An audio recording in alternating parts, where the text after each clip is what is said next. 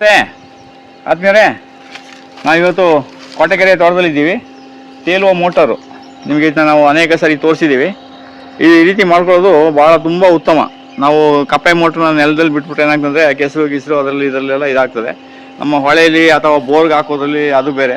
ನಾವು ಕೆರೆಗಳಿಗೆ ಹಾಕೊಳ್ಳುವಾಗ, ನಮ್ಮಲ್ಲಿ ಕೃಷಿ ಹೊಂಡಕ್ಕೆ ಹಾಕೊಳ್ಳುವಾಗ ನಾವೇನು ಮಾಡಬೇಕು, ಈ ರೀತಿ ತೇಲುವ ಮೋಟರ್ನೇ ಹಾಕ್ಕೊಳ್ಬೇಕು. ಇದು ನಾವು ಆಗಲೇ ಒಂದು ವರ್ಷದ ಹಿಂದೆ ನಿಮಗೆ ಮಾಡಿ ತೋರಿಸಿದ್ದೀವಿ. ಅದು ಭಾಳ ಅದ್ಭುತವಾಗಿರ್ತದೆ. ನೀರು ಬಂದಾಗ ಅದು ಮೇಲೆ ಬರ್ತದೆ, ನೀರು ಇಳಿದಂಗೆ ಕೆಳಗೆ ಹೋಗ್ತದೆ. ಇನ್ನೇನು ನೀರು ಮುಗಿತಾ ಇದ್ದಂಗೆ ಮೋಟ್ರ್ ನೆಲಕ್ಕೆ ಮುಟ್ಟಿದಾಗ ಅಲ್ಲಿ ನೀರು ಮೋಟ್ರಿಗೂ ತೊಂದರೆ ಆಗೋದಿಲ್ಲ, ಮತ್ತು ನಮ್ಮ ಬೇರೆ ಯಾವ ಕೆಲಸಕ್ಕೂ ಅದು ತೊಂದರೆ ಆಗೋದಿಲ್ಲ. ನಮಗೆ ಇಳಿಸ್ಕೋಬೇಕಂದ್ರೆ ಅದಕ್ಕೊಂದು ಹಗ್ಗ ಹಾಕೊಂಡಿದ್ದೀವಿ. ಅದರಲ್ಲಿ ನಾವು ಎಲ್ಲಿಗೆ ಬೇಕು ಅಲ್ಲಿಗೆ ಎಳ್ಕೊಂಡು ಅದನ್ನ ನಾವು ತಿರುಗಿಸ್ಕೊಳ್ಬೋದು. ನೀವು ಈ ರೀತಿ ಮೋಟ್ರ್ ಹಾಕೊಂಡ್ಮೇಲೆ ಅಲ್ಲಿ ನಿಮಗೆ ಫುಟ್ಬಾಲ್ ಪೈಪ್ ಆ ಥರ ಬ್ಲ್ಯಾಕ್ ಪೈಪಲ್ಲಿ ಮೇಲೆ ಏನಿರ್ತದೆ, ನಿಮಗೇನಾದರೂ ಆ ಮೋಟ್ರಿನಲ್ಲಿ ಏನಾದರೂ ಸಮಸ್ಯೆ ಬಂತು, ನಾವು ಬಿಚ್ಚಿಟ್ಕೊಳ್ಬೇಕು ಅಂದಾಗ ನೀವು ಈ ರೀತಿ ಮೋಟ್ರಿಗೆ ಒಂದು ಹಗ್ಗವನ್ನು ಕಟ್ಟಿ ಇಟ್ಕೊಳ್ಬೇಕು. ಈಗ ಬೇಕಾದ್ರೆ ಹಿಂಗೆ ಮಾಡ್ಬೋದು. ಆಮೇಲೆ ನೀವೆಲ್ಲ ಕೃಷಿ ಹೊಂಡ ಮಾಡ್ಕೊಳ್ಳುವಾಗ ನೀವೇನು ಮಾಡಬೇಕು, ಈ ರೀತಿ ಸುರಕ್ಷಿತವಾಗಿ ದನಗಳು, ಮಕ್ಕಳು, ಜನ ಅಕಸ್ಮಾತ್ ಏನಾದರೂ ಬಂದು ನೀರು ಕಡೆ ಕುಡಿಯೋಕ್ಕೆ ತೊಂದರೆ ಆಗ್ಬೋದು ಅಂದ್ಬಿಟ್ಟು ನಾವು ಈ ರೀತಿ ಮೆಸ್ಸನ್ನು ಇಲ್ಲಿ ಹಾಕ್ಕೊಂಡಿದ್ದೀವಿ. ಈ ರೀತಿ ನೀವು ಇದನ್ನು ಹಾಕ್ಕೊಳ್ಬೇಕು. ಇದು ತುಂಬ ಒಳ್ಳೆಯ ಒಂದು ಕೆಲಸ. ಆಮೇಲೆ ಹಾಗೆಯೇ ಈಗ ನೋಡಿ, ನಾವು ನಿಮ್ಗೆ ಹೇಳಿದ್ದೀವಿ ಅನೇಕ, ನಾವು ಯೂಟ್ಯೂಬಲ್ಲೂ ನಾವು ತೆಂಗಿನ ಗಿಡದ ಬಗ್ಗೆ ನಿಮಗೆ ತುಂಬ ನಾವು ವೀಡಿಯೋಗಳನ್ನೆಲ್ಲ ಹಾಕಿದ್ದೇವೆ. ಆದರೂ ಪುನಃ ಜನ ಅದನ್ನು ಕೇಳ್ತಾನೆ ಇರ್ತಾರೆ. ಯಾಕೆಂತ ಹೇಳಿದ್ರೆ ಕಾರಣ ತೆಂಗಿನಕಾಯಿಗೆ ರೇಟ್ ಜಾಸ್ತಿ ಆಗಿಬಿಟ್ಟಿದೆ ಅಂತ. ತೆಂಗಿನಕಾಯಿಗೆ ರೇಟ್ ಜಾಸ್ತಿ ಹಾಕಿದ್ಮೇಲೆ ಗಿಡ ನೆಡೋದಲ್ಲ. ನಿಮ್ಮ ಜಮೀನು ಇರುವಾಗ ನೀವು ತೆಂಗಿನ ಗಿಡ ನಟ್ಟು ಬಿಡಬೇಕು. ಈಗ ನಾವು ಮೊನ್ನೆ ನಿಮಗೆ ತೋರಿಸಿದ್ವಲ್ಲ, ನಮ್ಮ ಹಿರಿಯೂರಲ್ಲಿ 45 ವರ್ಷದಿಂದ ಅವರು ಜಮೀನು ತಗೊಂಡು ತೋಟನೇ ಮಾಡಿರಲಿಲ್ಲ. ಸುಮ್ಮನೆ 45 ವರ್ಷದಿಂದ ಸುತ್ತ ತೆಂಗಿನ ಗಿಡನೋ ಅಥವಾ ಒಂದು 30 ಅಡಿಗೆ ಒಂದು ತೆಂಗಿನ ಗಿಡ ಹಾಕಿ ಬಿಟ್ಬಿಟ್ಟಿದ್ರೆ ಇವತ್ತು ಅವರ ಇಡೀ ವಯಸ್ಸಲ್ಲಿ ಅವರು ತೋಟ ಮಾಡಬೇಕು ಅಂತ ಅನಿವಾರ್ಯತೆಯೂ ಬರ್ತಿರ್ಲಿಲ್ಲ. ಮತ್ತು ಅವಾಗೆಲ್ಲ ಭಾಳ ಲೇಬರು ಭಾಳ ಕಡಿಮೆ ಸಿಗ್ತಾಯಿತ್ತು, ಮತ್ತು ಗಿಡಗಳು ಭಾಳ ಕಡಿಮೆ ಆಗ್ತಿತ್ತು. ಮತ್ತು ಅದು ತೋಟ ಒಂದು ಸುರಕ್ಷಿತವಾಗಿ ಇವತ್ತು 45-50 ವರ್ಷ ಆಗ್ಬಿಡೋದು ತೆಂಗಿನ ಗಿಡಕ್ಕೆ. 40 ವರ್ಷ ಆದರೂ ಆಗೋದು ತೆಂಗಿನ ಗಿಡಕ್ಕೆ. ಆ 40 ವರ್ಷ ತೆಂಗಿನ ಗಿಡ ಇದ್ದಿದ್ರೆ ಅವ್ರು ಇವತ್ತು ಕುಳಿತುಕೊಂಡು ಊಟ ಮಾಡ್ಬೋದಾಗಿತ್ತು, ಮತ್ತು ಅದರಲ್ಲಿ ತುಂಬ ಇನ್ಕಮ್ ಬರ್ತಾಯಿತ್ತು. ಹಾಗೆ ನೀವು ಯಾವುದಕ್ಕೂ ಒಂದು ರೇಟ್ ಜಾಸ್ತಿ ಆಗಿದೆ ಅಂದಾಗ ನೆಡೋದನ್ನ ಬಿಟ್ಬಿಡಿ. ನಮ್ಮ ರೈತರಲ್ಲಿ ಒಂದು ಕೆಟ್ಟ ಬುದ್ಧಿ ಅದೇ ಇರೋದು. ಅವ್ರನ್ನ ನಾವು ಎಷ್ಟು ಅವ್ರ ಪರ ಮಾತಾಡ್ತೀವೋ ಅವರಲ್ಲಿರೋ ಕೆಟ್ಟ ಗುಣಗಳನ್ನು ನಾವು ಅವ್ರನ್ನ ಎಚ್ಚರಿಸಿ ಹೇಳಬೇಕು. ಇಲ್ಲದಿದ್ದರೆ ಏನಾಗ್ತಂದರೆ ಅವ್ರು ನಾವು ಮಾಡಿದೆಲ್ಲ ಸರಿ ಅಂತ ಆಗ್ಬಿಡ್ತದೆ. ನಿಮಗೆ ರೇಟ್ ಇರಲಿ, ರೇಟ್ ಇಲ್ಲದೆ ಇರಲಿ, ತೋಟಗಾರಿಕೆ ಗಿಡಗಳನ್ನ ನೀವು ನೆಡೋದನ್ನ ಚೆನ್ನಾಗಿ ಅಭ್ಯಸಿಟ್ಕೊಳ್ಳಿ. ಮಾವು, ಹಲಸು, ತೆಂಗು, ಅಡಿಕೆ, ಇನ್ನಿತರ ಯಾವುದೇ ಒಂದು ಫಲ ಕೊಡೋಂಥ ಗಿಡಗಳನ್ನ ನಟ್ಟುಬಿಡಿ. ಯಾವುದೇ ಗಿಡ ನಟ್ಟು 2 ತಿಂಗಳು 3 ತಿಂಗಳು ಫಸಲು ಬರೋಲ್ಲ. ಅದೇ ರೀತಿ ನಾವು ತೆಂಗಿನ ಗಿಡವನ್ನು ಈಗ ತುಂಬ ಬೇಡಿಕೆ ಇದೆ. ಏನೇ ಬೇಡಿಕೆ ಇದ್ರೂ ನಮ್ಮದು ಲಿಮಿಟೆಡ್ ಗಿಡದಷ್ಟೇ ನಮ್ಗೆ ಕೊಡೋಕ್ಕಾಗೋದು. ನೋಡಿ, ಇದು ಈ ಹೊಂಡದಲ್ಲಿ ನಾವು ಏನು ಮಾಡಿದ್ದೀವಿ, ತೆಂಗಿನಕಾಯಿನ ತಂದು ಇಲ್ಲೇ ಹಾಕ್ಕೊಂಡಿದ್ದೀವಿ. ನಾನು ತುಂಬ ಸಾರಿ ಹೇಳ್ತೀನಿ ನಿಮಗೆ, ತೆಂಗಿನಕಾಯಿಯನ್ನು ನಾವು ಗಿಡದಿಂದ ಆಯ್ಕೆ ಮಾಡುವಾಗ ಆ ಗಿಡಕ್ಕೆ 40 ವರ್ಷ ಆಗಿರಬೇಕು, 60 ವರ್ಷದ ಒಳಗಿರಬೇಕು. ಮತ್ತು ಆ ಕಾಯಿ ಜುಲೈಯಿಂದ ಫೆಬ್ರವರಿ ಒಳಗಡೆ ಬಿದ್ದಿರೋ ಕಾಯಿ ಆಗಬೇಕು. ಆಮೇಲೆ ಆಲ್ರೆಡಿ ಆ ಗಿಡದಲ್ಲಿ ನಿಮಗೆ 8ರಿಂದ 10 ಕೊನೆ ಇರಬೇಕು. ಆ ಗಿಡದಲ್ಲಿ 48 ಗರಿ ಇರಬೇಕು. ಆ ಗಿಡದ ಕೆಳಗಡೆ ನಿಂತ್ಕೊಂಡು ನೋಡಿದಾಗ ಚಂದ್ರಾಕಾರ ಕಾಣಬೇಕು. ಆ ಥರದ ಗಿಡದಿಂದ ಕಾಯಿಯನ್ನು ಬಿದ್ದಿದ್ರಲ್ಲಿ ನಮಗೆ ಯೋಗ್ಯವಾದ ಕಾಯಿಯನ್ನು ತಂದಿಲ್ಲಿ ನಾವು ನೀರಲ್ಲಿ ಹಾಕಬೇಕು. ಇಲ್ಲಿ 90 ದಿನ ನೀರಲ್ಲಿ ಹಾಕ್ಬೇಕು ನಾವು. ಆ 90 ದಿನ ನಾವು ನೀರಲ್ಲಿ ಹಾಕಿದಾಗ ನಮಗೆ ಅದರಲ್ಲಿ 100 ಕಾಯಿಯಲ್ಲಿ ನಮಗೊಂದು 60 ಕಾಯಿ, 50 ಕಾಯಿ, ಕೆಲವೊಮ್ಮೆ 40, ಕೆಲವೊಮ್ಮೆ 90 ಸಿಗ್ಬೋದು, ಕೆಲವೊಮ್ಮೆ 100 ಸಿಗ್ಬೋದು. ಹೀಗೆ ಅಂತ ನಾವು ಹೇಳೋಕ್ಕಾಗಲ್ಲ. ಒಟ್ಟಿನಲ್ಲಿ ನಮಗೆ ಕೆಲವು ಅಲ್ಲಿ ಈ ಡ್ಯಾಮೇಜ್ ಇರೋ ಕಾಯಿಗಳು ನಮಗಲ್ಲಿ ಗೊತ್ತಾಗ್ಬಿಡ್ತದೆ. ಅಂಥ ಕಾಯಿಯನ್ನು ನಾವು ಇಲ್ಲಿ 30 ದಿನ ಇಟ್ಬಿಟ್ಟು ಇದ್ರ ಮೇಲೆ ಏನು ಮಾಡಬೇಕಂದ್ರೆ ಹಾಕ್ಬಿಟ್ಟು ವಾರಕ್ಕೆ ಒಂದ್ಸಲ ಇದ್ರ ಮೇಲೆ ತೊಪ್ಪೆಯನ್ನು ಕಲಸಿ ನಾವು ಚೆಲ್ಲಬೇಕು. ಅವಾಗ ಏನಾಗ್ತದೆ, ಒಳಗಡೆ ಇರೋ ಮೀನಿಗೂ ಆಹಾರ ಆಗ್ತದೆ, ಮತ್ತು ಅದ್ರ ಮೇಲೆ ಜಾಸ್ತಿ ಬಿಸಿಲು ಬೀಳೋಲ್ಲ, ಮತ್ತು ಅದನ್ನ ಕಡ್ಡಿನ ಏರುಪೇರು ಮೇಲೆ ಕೆಳಗೆ ಅದನ್ನು ತಿರುಗಿಸ್ತಾ ಇರಬೇಕು. ಆಮೇಲೆ ನಾವು ಅದನ್ನೇನು ಮಾಡಬೇಕು, ತಗೊಂಡು 1 ತಿಂಗಳಾದ್ಮೇಲೆ 3 ತಿಂಗಳಾದಮೇಲೆ 1 ತಿಂಗಳು ತಗೊಂಡೋಗಿ ಗೋಕೃಪಾಮೃತದಲ್ಲಿ ಹಾಕಬೇಕು. ಅಲ್ಲೂ ನಮಗೊಂದು 5-10% ಡ್ಯಾಮೇಜ್ ಬರ್ತದೆ, ಬರದೇನೂ ಇರ್ಬೋದು. ಅದನ್ನು ತಗೊಂಡು ಬಂದು ನಾವು ಪ್ಲಾಸ್ಟಿಕ್ ಕವರ್ಗೆ 1 ಅಡಿ 1.5 ಅಡಿ ಉದ್ದದ ಪ್ಲಾಸ್ಟಿಕ್ ಕವರ್ನಲ್ಲಿ ನಾವು ಆಲ್ರೆಡಿ ಅದಕ್ಕೆ ವರ್ಮಿಂಗ್ ಕಾಂಪೋಸ್ಟ್ನ ತುಂಬಿಸಿಟ್ಟಿರ್ತೀವಿ ಒಂದು ಅರ್ಧ ಭಾಗ. ಈಗ ಆ ತಳ್ಳನ್ನು ತೆಗೆದು ನಾವು ಯಾವುದು ಮೇಲ್ಭಾಗ ಬರಬೇಕು ಅಂತ ನೋಡಿಕೊಂಡು ಒಂದು ಬಕೆಟಲ್ಲಿ ನೀರು ಇಟ್ಕೊಂಡು ಅದನ್ನು ಅದೇ ಭಾಗನ ತೆಗೆದು ಕವರ್ ಒಳಗಡೆ ಹಾಕ್ಕೊಂಡ್ರೆ ನಮಗೆ ಆ ಗಿಡ ಒಂದು 2ರಿಂದ 3 ತಿಂಗಳಲ್ಲಿ ಅದು ಮೊಳಕೆ ಬರ್ತದೆ. ಇನ್ನು ಕೆಲವರು ದೂರದ ಊರವರೆಲ್ಲ ಏನು ಮಾಡಬೇಕಂದ್ರೆ ಅದನ್ನು ತಗೊಂಡು ಅವ್ರು ಎಲ್ಲಿ ನಡಬೇಕಂತಿದ್ದಾರೆ ನೇರವಾಗಿ ಆ ಜಾಗದಲ್ಲಿ ನಡ್ಬೋದು. ಈ ರೀತಿ ಮಾಡಿದ್ರೆ ಆ ತೆಂಗಿನ ಗಿಡದಲ್ಲಿ ನಮಗೆ ವರ್ಷಕ್ಕೆ ಒಂದು 300ರಿಂದ 400 ಕಾಯಿ ಗಂಟನೂ ಬರುತ್ತೆ. ಈ ನಿಯಮವನ್ನು ಚೆನ್ನಾಗಿ ಅನುಸರಿಸಿ. ಗಿಡಗಳು ನಮ್ಮ ಹತ್ರ ಅರ್ಜೆಂಟಿಗೆ ಸಿಕ್ಕೋದಿಲ್ಲ. ನೀವು ಇವತ್ತು ಗಿಡ ಬೇಕು ಅಂದರೆ ನಮಗೆ ಗಿಡ ಆರ್ಡ್ರ್ ಹಾಕಿ ನಾವು ನಿಮಗೆ ಗೂಗಲ್ ಪೇ, ಫೋನ್ಪೇ ನಂಬರ್ ಕಳಿಸ್ಕೊಡ್ತೀವಿ. ನೀವು ಗೂಗಲ್ ಪೇ, ಫೋನ್ಪೇಗೆ ನಂಬರ್ಗೆ ದುಡ್ಡು ಹಾಕಿದ ಮೇಲೆ 4 ತಿಂಗಳು ನಿಮ್ಮ ಗಿಡ ನಾವು ಕೊಡ್ತೀವಿ. ಅಲ್ಲಿ ಗಂಟ ನಾವು ಯಾವುದೂ ಕೊಡೋಕ್ಕಾಗಲ್ಲ. ಮತ್ತು ಒಂದು ಗಿಡಕ್ಕೆ 350 ರೂಪಾಯಿ ಆಗ್ತದೆ. ಅಡ್ವಾನ್ಸ್ ಅರ್ಧ ಹಾಕ್ಬೇಕಾ, 50% ಹಾಕ್ಬೇಕಾ, 20% ಹಾಕ್ಬೇಕಾ, ಅದೆಲ್ಲ ಕತೆಗಳಿಲ್ಲ. ನೀವು ಪೂರ್ತಿ ಹಣವನ್ನು ನಮ್ಮ ಅಕೌಂಟ್ಗೆ ಹಾಕಿದಾಗ ನಿಮ್ಮ ಗಿಡ ಇಲ್ಲಿ ನಾವು ರೆಡಿ ಮಾಡಿರ್ತೇವೆ. ಈ ಕೆಲವರು ಅಡ್ವಾನ್ಸ್ ಕೊಟ್ಬಿಟ್ಟು ಆಮೇಲೆ ಗಿಡಕ್ಕೆ ಬರದೇ ಇದ್ದರೆ ನಾವು ಗಿಡನ ಬೇರೆಯವ್ರಿಗೆ ಕೊಡೋಂಗೂ ಇಲ್ಲ, ನಾವು ಇಡೋಂಗೂ ಇಲ್ಲ, ಆ ಥರ ಆಗ್ತದೆ. ಅದರಿಂದ ಪೂರ್ತಿ ಹಣವನ್ನು 350 ರೂಪಾಯಿ ಒಂದು ಗಿಡಕ್ಕೆ ಹಾಕಿದರೆ ನಿಮ್ಮ ಗಿಡವನ್ನು ನಾವು 4 ತಿಂಗಳು ರೆಡಿ ಮಾಡಿಕೊಡ್ತೀವಿ. ಅದೇ ರೀತಿ ತುಂಬ ಜನ ಲಾವಂಚದ ಬಗ್ಗೆ ಕೇಳ್ತೀರಿ, ಚಾಯಂಪಾಶದ ಬಗ್ಗೆ ಎಲ್ಲ ಕೇಳ್ತಾ ಇದ್ದೀರಿ. ಆಮೇಲೆ ನಿಮ್ಮ ಹಳೆ ತೋಟದ ವೀಡಿಯೋ ಕಳಿಸಿ ಅಂತ ಹೇಳ್ತೀವಿ. ಎಲ್ಲ ಕ್ರಮೇಣ 1 by 1 ಮಾಡ್ತಾ ಇರ್ತೀವಿ. ನೀವು ಅದನ್ನ ನೋಡ್ತಾ ಇರಿ, ಫಾಲೋಅಪ್ ಮಾಡ್ತಾಯಿರಿ. ನಿಮ್ಮ ಸ್ನೇಹಿತರಿಗೂ ಕಳಿಸಿ, ಆಮೇಲೆ ನಿಮ್ಮ ಬಂಧುಗಳಿಗೆ ಕಳಿಸಿ.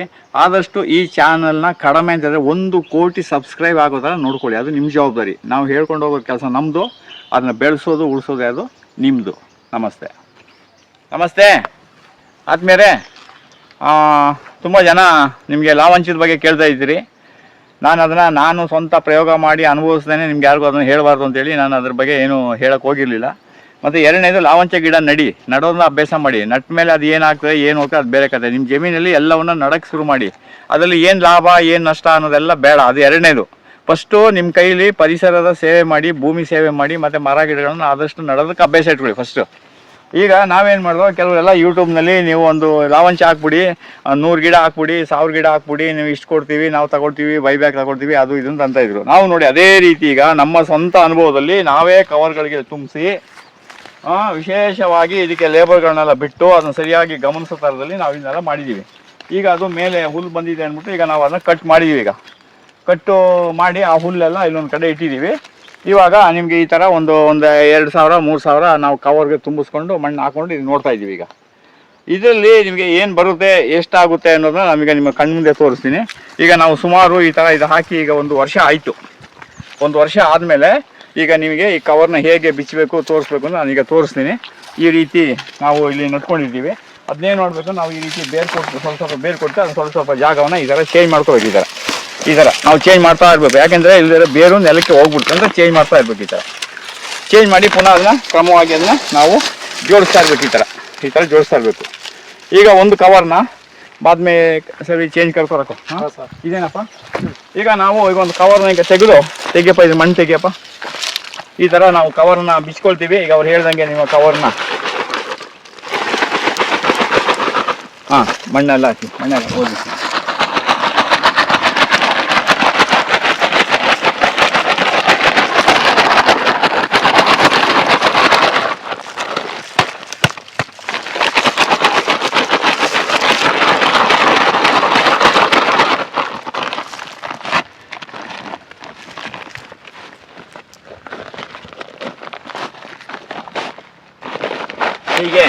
ಈಗ ಇದು ಬೇರು ಥರ ಬಂದಿದೆ.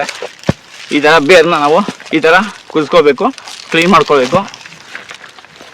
ಕ್ಲೀನ್ ಮಾಡಿ ಮಣ್ಣನ್ನೆಲ್ಲ ಒದಿಸ್ಕೊಂಡಾದ್ಮೇಲೆ ನೋಡಿ ಈ ಥರ ಈ ಮಣ್ಣೆಲ್ಲ ಈಗ ಬದಲಾಯಿಸ್ಕೋಬೇಕು. ಹೀಗೆ ಬದಲಾಯಿಸ್ಕೊಂಡು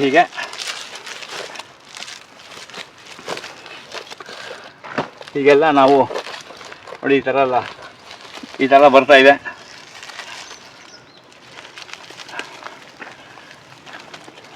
ಈ ಥರ ಮಣ್ಣನ್ನೆಲ್ಲ ಈ ಥರ ಒದ್ರು ಬಿಡಬೇಕು. ಒದ್ರು ಬಿಟ್ಟಾಗ ಬಿಟ್ಟು ಈಗ ನೋಡಿ ಇದೀಗ 1 ವರ್ಷದ ಒಂದು ಗಿಡ ಇದು. ಈಗ ಇದರಲ್ಲಿ ಅವ್ರು ಹೇಳ್ತಾರೆ ನಿಮಗೆ 1 kg ಬರ್ತದೆ, 2 kg ಬರ್ತದೆ ಅಂತ ಹೇಳ್ಬಿಡ್ತಾರೆ. ಈಗ ನೋಡಿ ಇದು ಮಣ್ಣನ್ನು ತೆಗೆದು ಎಲ್ಲ ಆದಾಗ ನೋಡಿ ಈ ರೀತಿ ಜಡೆ ಥರ ಬರುತ್ತೆ. ಈ ಥರ ಜಡೆ ಥರ ಬಂದಾಗ ಈಗ ನಾವು ಈ ಬೇರನ್ನ ತಗೊಂಡು ಕಟ್ ಮಾಡಿದ್ರೆ ಅವ್ರು ನಿಮಗೆ ವೀಡಿಯೋದಲ್ಲಿ ಇನ್ನೇನು ಆರ್ಟಿಫಿಷಿಯಲ್ ತೋರಿಸ್ತಾರೋ ಬ್ಯಾಗು ತೋರಿಸ್ತಾರೋ ಅದು ಗೊತ್ತಿಲ್ಲ. ಒಟ್ಟಿನಲ್ಲಿ ನೋಡಿ ಈಗ 1 ವರ್ಷಕ್ಕೆ ಇದಿಷ್ಟು ಬಂದಿದೆ. ಈ ಬೇರನ್ನ ಈಗ ನಾವು ಕಟ್ ಮಾಡಿ ಬಿಸಿಲಲ್ಲಿ ಒಣಗಿಸಿದ್ರೆ ಒಂದು 50 ರಿಂದ 100 ಗ್ರಾಮ್ ಬರ್ಬೋದು ಅಷ್ಟೇ. ಅಲ್ವೇನಪ್ಪ? ಹಸಿ ಆದರೆ ತೂಕ ಜಾಸ್ತಿ ಬರ್ತದೆ. ಒಂದು 50 ರಿಂದ 100 ಗ್ರಾಮ್ ಬರ್ಬೋದು. ಇದು ಮಣ್ಣಲ್ಲೇ ನಟ್ಬಿಟ್ಟು ನಾವು ಇಷ್ಟು ಬೇರೆ ತೆಗಿಯೋಕ್ಕಾಗಲ್ಲ, ಯಾಕೆಂದರೆ ಆಳ ಹೋಗ್ಬಿಡ್ತಾ ಇದು. ಅದರಿಂದ ಈ ಥರ ಬರುತ್ತೆ. ಅದಕ್ಕೆ ಹುಷಾರಾಗಿ ಬೈಬ್ಯಾಕ್ ಅವ್ರ ಹತ್ರ ಎಲ್ಲ ಗಿಡ ನೆಡೋರು ಮಾತ್ರ ಬೈಬ್ಯಾಕ್ ಅವ್ರು ಇರ್ತಾರೆ. ದುಡ್ಡು ಕೊಟ್ಟು ಗಿಡ ನೆಟ್ಟಾದ್ಮೇಲೆ ಅವ್ರು ಮಾಯ ಆಗಿಬಿಡ್ತಾರೆ. ಅದನ್ನ ನೋಡಿಕೊಂಡು ಇಂಥ ವ್ಯವಹಾರಕ್ಕೆಲ್ಲ ಕೈ ಹಾಕಿ, ಅಥವಾ ಇನ್ನೂ ಇದ್ರ ಬಗ್ಗೆ ನಿಮಗೆ ಯಾರಾದರೂ ಲಾಭ ಮಾಡಿದರೆ, ಕಂಪ್ನಿಯವ್ರ ಜೊತೆ ಸೇರಿ ವ್ಯವಹಾರ ಮಾಡಿದರೆ ನೀವು ನಿಮ್ಮ ವಿಚಾರವನ್ನು ನಮಗೆ ತಿಳಿಸಿ, ಅನುಭವನ ಹಂಚ್ಕೊಳ್ಳುವ. ಯಾರು ಕೂಡ ಕಂಪ್ನಿಯವರ ಜಾಲಕ್ಕೆ ಬಿದ್ದು ಸಿಗಾಕೊಳ್ಬೇಡಿ. ನೋಡಿ ಇದು ಇಷ್ಟೇ ಗಿಡ ಇಷ್ಟು ಬರ್ತದೆ. ನಮಸ್ತೆ ಆತ್ಮೀಯರೇ, ನಾವು ಕೋಟೆಕೆರೆಯಲ್ಲಿ ತೋಟವನ್ನು ಪ್ರಯೋಗ ಮಾಡುವಾಗ ಇದು ಜಮೀನಿನ ಮೇಲ್ಭಾಗ ಆದ್ರೂ ಏನಾಗ್ತದೆ ಅಂದರೆ ಇಲ್ಲಿ ಕಲ್ಲು ಎಲ್ಲ ಆಗಿ ಏನಾಗ್ತದೆ, ಇಲ್ಲಿ ನೀರು ಜಿನಕಕ್ಕೆ ಶುರುವಾಗಿತ್ತು. ಅದಕ್ಕೆ ನಾವೇನು ಮಾಡಿದ್ವು, ಇಲ್ಲಿ ನಮಗೆ ಸರಿಯಾಗಿ ನುಗ್ಗೆ ಆಗಲಿ ಅಗಸೆ ಆಗಲಿ ಗ್ಲಿಸಿಡಿ ಆಗಲಿ ಅಷ್ಟು ಚೆನ್ನಾಗಿ ಬರಲಿಲ್ಲ, ಮತ್ತು ಹಾಕಿರೋ ಅಡಿಕೆ ಗಿಡನೂ ಸರಿಯಾಗಿ ಬರಲಿಲ್ಲ. ಅದಕ್ಕೆ ನಾವೇನು ಮಾಡುವ, ಇದನ್ನೆಲ್ಲ ಕಂಪ್ಲೀಟ್ ಗಿಡಗಳನ್ನೆಲ್ಲ ತೆಗೆದುಬಿಟ್ಟು ಪುನಃ ಇದಕ್ಕೆ ಬೇರೆ ಕಡೆಯಿಂದ ಹೊಸದಾಗಿ ಮಣ್ಣು ಹಾಕಿ ಈಗ ನಾವು ಇಲ್ಲಿಗೆ ಬರೀ ನುಗ್ಗೆಯನ್ನೇ ಪ್ರಯೋಗ ಮಾಡುವಂತಿದ್ದೀವಿ ಇಲ್ಲಿ. ಯಾಕೆಂದರೆ ನುಗ್ಗೆಗೆ ನೀರು ಆದಷ್ಟು ಕಡಿಮೆ ಬೇಕು, ಆಮೇಲೆ ಅದಕ್ಕೆ ಯಾವುದೇ ಕಾರಣಕ್ಕೂ ಶೀತ ಆಗಬಾರ್ದು. ಅದಕ್ಕೆ ನಾವು ಇವಾಗ ಈ ಭಾಗದಲ್ಲಿ ನಾವು ಇವತ್ತು ಇಲ್ಲಿ ಎಲ್ಲ ನೀರೆಲ್ಲ ಹಾಯಿಸ್ಕೊಂಡಿದ್ದೀವಿ. ಈಗೆಲ್ಲ ಇದಕ್ಕೆ ನವಧಾನ್ಯಗಳನ್ನೆಲ್ಲ ಆಗಲೇ ಈಗ ಬಿಸಾಕಾಗಿದೆ. ಬಿಸಾಕ್ಬಿಟ್ಟು ಇವಾಗ ನಾವು ಇದನ್ನು ರೆಡಿ ಮಾಡಿ ನಾವು ಇಲ್ಲಿ ನುಗ್ಗೆಯನ್ನೇ ಪ್ರಯೋಗ ಮಾಡ್ತೀವಿ. ಯಾಕೆಂದರೆ ಈಗ ಆ ಜಮೀನಿಗಿಂತ ಈಗ ಇದು ಸ್ವಲ್ಪ ಹೈಟಲ್ಲಿದೆ, ಮತ್ತು ಹೊಸ ಮಣ್ಣು ಹಾಕಿದ್ದೀವಿ. ಕೆಳಗಡೆಗೆಲ್ಲ ತುಂಬ ಶೀತ ಆಗ್ತಾಯಿತ್ತು.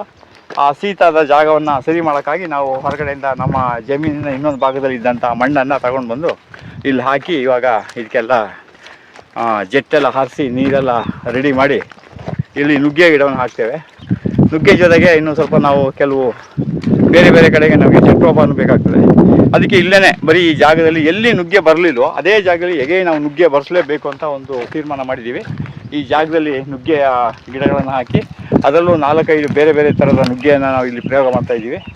ಪ್ರಯೋಗ ಮಾಡಾದಮೇಲೆ ಅಲ್ಲಿ ಏನೇನು ಹಂತವಾಗಿ ಏನು ಕೆಲಸ ನಡೀತಾ ಇದೆ ಅಂತ ನಾನು ನಿಮಗೆ ಆಮೇಲೆ ವೀಡಿಯೋ ಮೂಲಕ ಮಾಡಿ ತೋರಿಸ್ತೀನಿ. ಈಗ ಈ ಜಮೀನು ಈ ಲೆವೆಲಲ್ಲಿ ರೋಟೋವೇಟರ್ ಎಲ್ಲ ಹೊಡೆದು ಈಗ ಭಾಳ ಸ್ವಚ್ಛವಾಗಿದೆ.